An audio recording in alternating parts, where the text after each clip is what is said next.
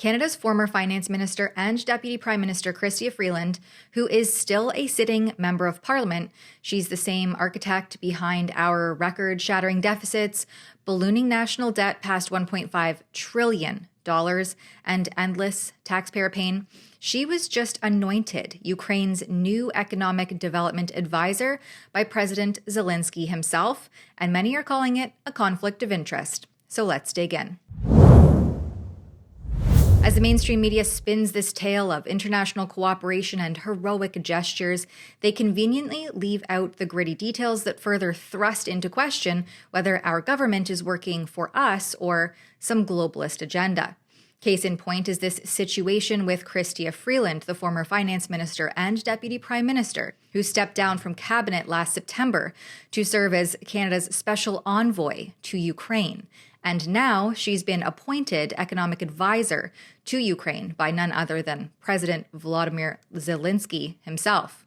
But Freeland is still a sitting Liberal MP for Toronto's University Rosedale riding, with Zelenskyy praising her extensive experience in attracting investment and implementing economic transformations in his post on X, as if tanking Canada's economy and saddling us with record deficits somehow qualifies her to lecture or advise on fiscal responsibility.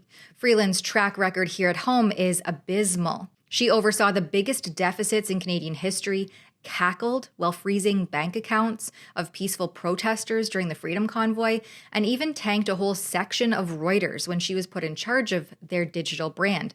It shut down under her watch. She's the biographer of George Soros, the billionaire meddler in global affairs. If things work out well, I would make a killing by investing in Ukraine. Now she's advising a country that's received over $22 billion from Canadian taxpayers since 2022, not counting seized Russian assets or the artillery we've shipped over their way. That's our money, more than $20 billion in total aid, while the so-called economic transformer Freeland advises struggling Canadians to just cancel their Disney Plus subscriptions, saving them a pathetic $7 to $16 a month, as if that somehow fixes the inflation and skyrocketing costs she helped unleash. And last Sunday, I said to the kids, you're older now, you don't want to watch Disney anymore. Let's cut that Disney Plus subscription. So we cut it. It's only $13.99 a month that we're saving, but every little bit helps. And I think every mother in Canada is doing that right now. Out of touch doesn't even begin to cover it. Out of touch, perhaps with a dash of conflict of interest, as pointed out by MP Roman Baber on X, who called Freeland out for not resigning her seat in what is a blatant conflict of interest. But of course she can't resign because that would threaten Carney's careful maneuvering toward an undemocratic majority government.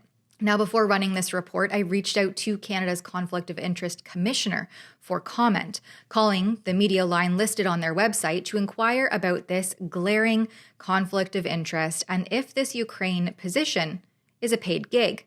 I understand you were calling about Chrystia Freeland's appointment.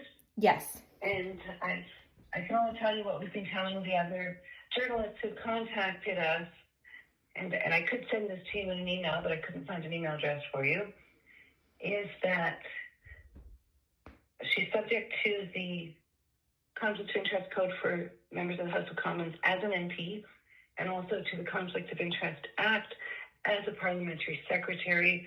Her parliamentary secretary appointment was a governor and council appointment, and she has the title of Special Representative for the Reconstruction of Ukraine. But because of confidentiality restrictions, we can't talk about the individual situations of elected and appointed officials who are subject to those two sets of rules. All the information we can make public about them is in the public registry, and I would have sent you a link to that if I had your email address. But Ms. Freeland, on the other hand, like other elected and appointed officials, is free to talk about any dealings she may have had with the Commissioner's office about this or any other matter. So you're welcome to contact her. Okay, and do you know if this is a paid appointment or otherwise? I have no information about that. Will the Privacy Commissioner be investigating anything around the potential conflict with these two roles? Oh, sorry, it's the Conflict of Interest and Ethics Commissioner. And like I said, we can't say anything about this. You can't confirm whether or not there will be anyone looking into it? Anything about the matter. That's what I just told you is all we can tell you. If you'd like to give me your email address, I can send that to you in an email so you have a record. Sure, that would be great. I'm also recording the conversation, so there's a record. But my email is Tamara, it's Tamara, at rebelnews.com. Sounds like the address I thought I had. Let me just check. But I got an undeliverable. Oh, no, it was at the rebel.media. I should have thought of this one. Okay, I will send that to you forthwith. Thank you very much. And just to confirm, the Ethics Commissioner won't be looking into it or doing any sort of investigation, especially as other media are also flagging this as a potential conflict? Like I said, all I've told you already is all I can tell you. Okay. Can the public expect? Nothing else to say. Can the public expect any further updates? So I'll send you this email. Thanks and have a great day. Oh, thanks. Bye. How is it that a Canadian MP can be paid a hefty, unabated salary by taxpayers, which is due for an annual increase this April despite failures, while also working for a foreign government? It should be outright illegal. A criminal offense, I would say punishable by treason, for high-level Canadian government officials sworn to serve the people to also pledge allegiance to two nations at once, especially ones riddled with rampant systemic corruption like Ukraine. Most recently, Ukraine's own anti-corruption bureau exposed a massive $100 million kickback scheme at the state-owned nuclear giant Energoatom, demanding bribes from contractors to secure payments or keep their status, while insiders laundered the stolen cash through shadowy Kiev offices, forcing ministerial resignations and shaking Zelensky's inner circle. This isn't some ancient history. It's brazen wartime graft, siphoning funds meant to protect a nation's power grid. And it's not a far stretch to say that that money, some of it at least, is coming on the backs of struggling Canadian taxpayers. Yet here we are with a sitting Canadian MP now moonlighting as Ukraine's new economic advisor, paid by our tax dollars while cozying up to a regime drowning in scandals. Divided loyalties like this aren't just a conflict, they're a national security vulnerability we can't afford to ignore. The Liberals like to call Ukraine a beacon of democracy, yet it hasn't had a functioning democracy since 2019. That's when Zelenskyy dissolved parliament a month after he was elected. He's banning Christian churches, outlawing opposition parties, forcing the closure of media outlets he doesn't agree with, and there are no elections to end this control cycle. That doesn't sound very free and or fair to me. And only after I had sent media requests, after social media lit up, and after I filmed this report, Freeland announced that this is an unpaid advisory role, a voluntary position where she will eventually step aside from her role as the Prime Minister's special representative for the reconstruction of Ukraine, and will also be leaving her seat in Parliament. But the question still arises.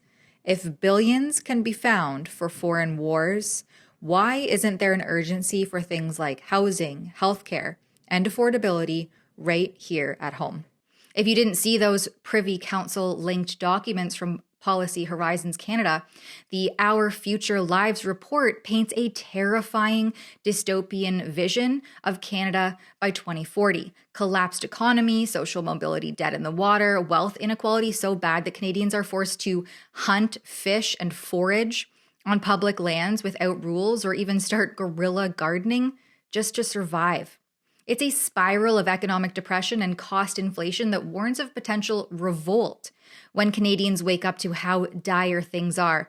And who helped engineer this mess? Well, none other than Freeland, whose kids have Mark Carney, the ultimate globalist insider, raking in millions or billions through Brookfield Asset Management and its web of subsidiaries, as their godfather. It's all one big cozy club, isn't it? Conflicts of interest are the Liberal specialty, feeding from an endless taxpayer trough while preaching fiscal responsibility. If Freeland is so great at economics, why is Canada in shambles?